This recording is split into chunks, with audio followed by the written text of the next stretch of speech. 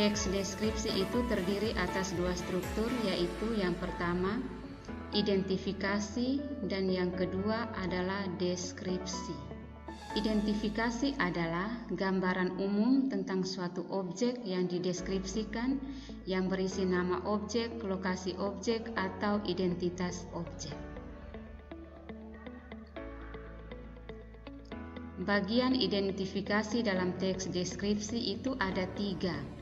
Yang pertama, pernyataan yang menggambarkan objek yang akan dideskripsikan. Yang kedua, pernyataan harus menarik dan mampu mengajak pembaca agar membaca teks deskripsi secara lengkap. Yang ketiga, penggunaan kata sifat atau adjektif.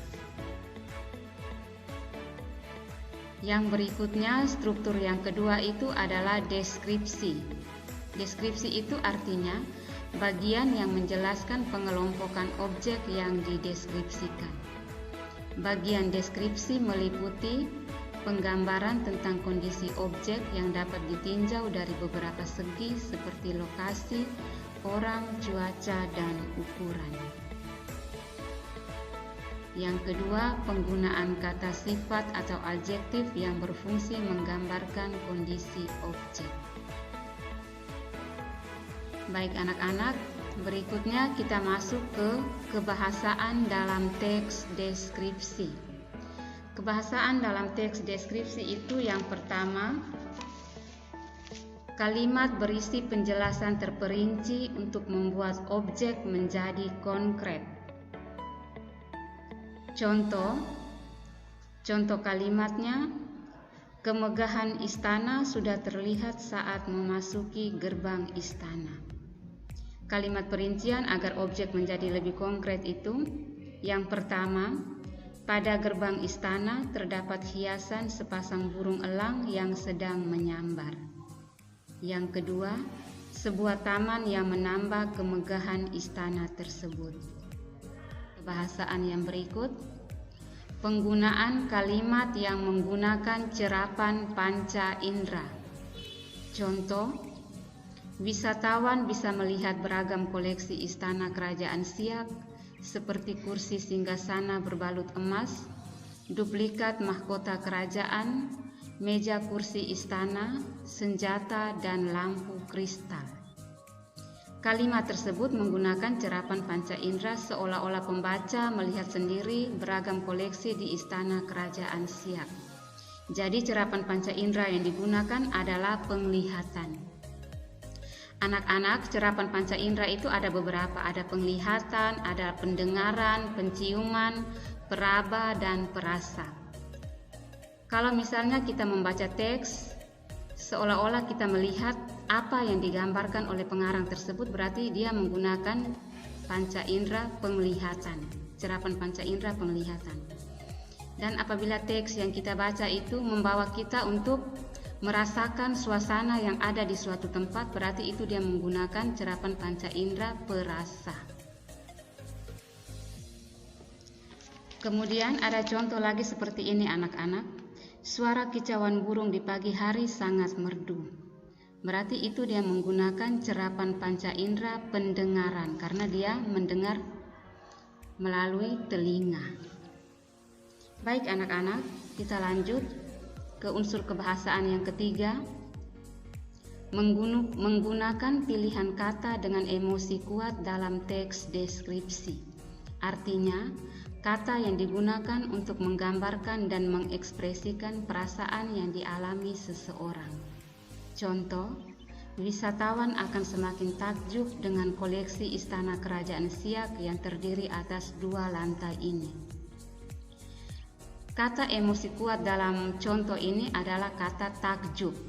Wisatawan itu merasa takjub atau kagum. Yang keempat, penggunaan kata berimbuhan. Imbuhan atau afiks artinya bunyi bahasa yang ditambahkan pada sebuah kata di awal, akhir, tengah, atau gabungan antara ketiganya untuk membentuk kata baru. Berikutnya jenis imbuhan. Yang pertama, awalan atau prefiks. Contoh itu me, di, ter, pe, per, se, dan ber. Yang kedua, sisipan atau infix, r, l, m. Yang ketiga, akhiran atau sufiks, kan, an, i. Yang berikutnya, konfiks, pean, kean, dikan, memperkan. Yang kelima, penggunaan kata bersinonim. Anak-anak pasti sudah tahu apa itu sinonim. Sinonim itu adalah persamaan kata. Misalnya, kata melihat, dia sama juga dengan menonton, menyaksikan. Keenam, penggunaan kata depan atau preposisi, di, ke, dari, dan pada. Baik anak-anak, untuk penggunaan kata depan atau preposisi ini, kalian harus bisa membedakan di, ke, dari, pada sebagai kata depan dan sebagai imbuhan. Contoh, penggunaan kata depan di, ke, dari, dan pada ini ditulis terpisah dengan kata berikutnya. Jadi dia tidak boleh disambung. Misalnya di sekolah, di-nya sendiri, sekolahnya sendiri, tidak boleh disambung. Begitupun juga ke, dari, dan pada, tidak boleh disambung dengan kata berikutnya. Beda dengan di sebagai kata berimbuhan. Kalau di sebagai kata berimbuhan berarti dia ditulis sambung. Misalnya diharapkan ditulis disambung, diharapkan disambung, disesuaikan disambung. Yang berikut yang ketujuh, penggunaan huruf kapital. Huruf kapital itu biasanya di awal kalimat, kemudian nama orang, nama tempat. Nama orang, nama tempat walaupun berada di tengah kalimat tetapi harus menggunakan huruf awal, huruf kapital. Baik anak-anak, demikian materi yang sudah Ibu jelaskan. Sekarang ada tugas, kalian perhatikan baik-baik tugas ini sehingga kalian mengerjakan soal sesuai dengan tugas yang diberikan. Di sini ada sebuah contoh teks SMP Negeri 103 Jakarta sebagai sekolah hijau. Kemudian pertanyaannya yang pertama, tentukan struktur teks di atas. Jadi kalian tidak perlu menuliskan kembali teks tersebut, paragraf 2 apa dan seterusnya. Kemudian yang kedua, temukan unsur kebahasaan dalam teks tersebut disertai bukti yang ada pada teks, ditulis kalimatnya. Jadi di situ ada tabel. Yang pertama, unsur kebahasaan yang pertama adalah cerapan panca indera.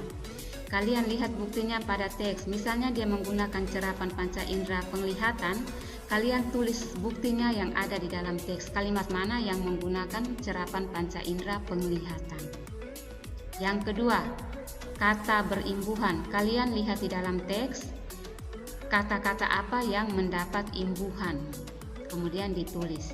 Kemudian kata depan, cari dalam teks, buktinya pada teks. Misalnya kata depan di, kalimatnya apa, kata depan ke, kalimatnya apa, ditulis.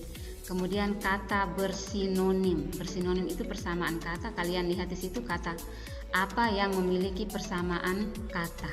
Kemudian ditulis buktinya pada teks.